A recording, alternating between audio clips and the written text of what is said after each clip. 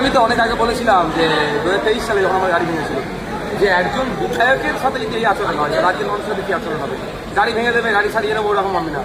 গাড়ি 2026 পর্যন্ত রাখবো। আজকে সময় নিতে এসেছি, আজকে অব্দি গাড়ি মারি যখন থাকলে আগামীকাল গাড়ি অনেক কঠিন লড়াইয়ের মধ্যে তুমি আবার নতুন করে জিতে আসলে কতটা প্রত্যাশা ছিল? কঠিন লড়াই ছিল না, 21টা ছিল টাফ লড়াই, এখন যথেষ্ট লড়াইটা এক্সেপ্ট লড়াই কম ছিল। আমি 20,000 ভোট এক্সট্রা পেয়েছি, আমি 1,26,555টা ভোট পেয়ে আছি। আমাদের মানুষকে আমি ধন্যবাদ জানাবো। তবে এতটুকু বলবো, বিজেপির এক বিধায়ক শুনছিলাম বলেছে নাকি মুসলমানরা তাকে ভোট দেয় নাই, তাই 5 বছর কাজ করবো না। সেই ধরনের আমি অসাংবিধানিক কথা বলবো না। আমি অনেক আগেই বলেছি আমরা 30,000 ভোট বিজেপি পেয়েছে, 94,000 ভোট টিএমসি পেয়েছি, আরও নির্দল মিলিয়ে আরও ভোট হয়েছে। আমি 1,26,555টা ভোট পেয়েছি, কিন্তু আমি আমার নজরে ভারতের প্রত্যেকটা ভোটার জনগণ সমান। সুতরাং আমি প্রত্যেককে পরিষেবা দিতে আমি সংবিধান গলির মধ্যে আজকে সংখ্যালঘু বিষয়কের যিনি মন্ত্রী রামটুডু তিনি বলছেন যে পশ্চিমবঙ্গে প্রচুর অবৈধ মাদ্রাসা রয়েছে, সেসব বন্ধ করে দেবে। দেখুন, উনি নতুন দায়িত্ব পেয়েছেন, তো ওনার অতটা ইনফরমেশন ওনার কাছে না। কে মাইকে দুটো গরম গরম কথা বলে দিচ্ছিল বলে দিচ্ছে, এটা ওনার কাছে ইনফরমেশন না। কে নিয়ে কথা বলেছে?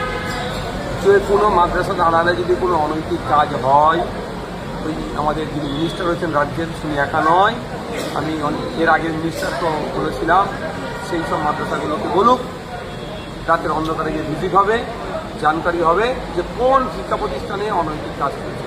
একটা খেয়াল আছে, খড়গাঁ খাগড়াগড়ের ভান্ডর পরে মাদ্রাসাকে বেলেন দিয়েছিল, সেখানে কি পেয়েছিল?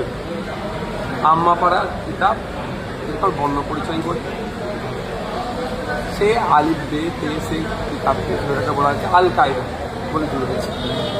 এভাবে জুড়ে দেওয়া হয়েছে। এইরকম বাজার গরম করে কিচ্ছু হবে না।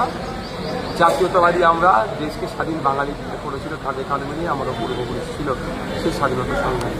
সুতরাং দেশের মধ্যে থেকে কেউ অন্যায় কাজ করবে, আমরা তাদের ছেড়ে কথা বলবো। মমতা বন্দ্যোপাধ্যায় পরাজয়ের পর বলছেন যে সবাইকে আহ্বান করছেন একসঙ্গে এসে লড়াই করে। এখন ওনার শুভবুদ্ধির উদয় হয়েছে, যথেষ্ট শুভবুদ্ধি আছে। এই বিষয়টাতে আমরা তো অনেক আগে বলেছিলাম। 27 লক্ষ আজকে নাম ডিলিট হয়ে গেল। 17 লক্ষ আমার হিন্দু ভাই মা, 10 লক্ষ মুসলিম মা আবার। সেই সময় বলেছিলাম আগে ভোটার পরে ভোট, ভোটকে বয়কট করুন, তখন কেন সারা দেয়নি? তখন আমি কল দিয়েছিলাম যে মুখ্যমন্ত্রী তথা মমতা ব্যানার্জি সারা ডাক দিক আর আমরা তার সাথে সাথ দেবো। তখন হয়নি, এখনও বলছেন উনি এক করতে, তাও আমি বলছি চলেন আলোচনা পরে হবে। আগে ওনার সদিচ্ছা আছে নাকি দেখতে চাই। 80টা সিট যেখানে তৃণমূল জিতে আছে, সেই 80টা সিটের মধ্যে একটা সিট উনি বেছে নিন যেখানে ওনার সেফ জোন মনে হবে, সেফ সিট মনে হবে, সেখান থেকে বাই ইলেকশন হোক, মমতা ব্যানার্জি জিতে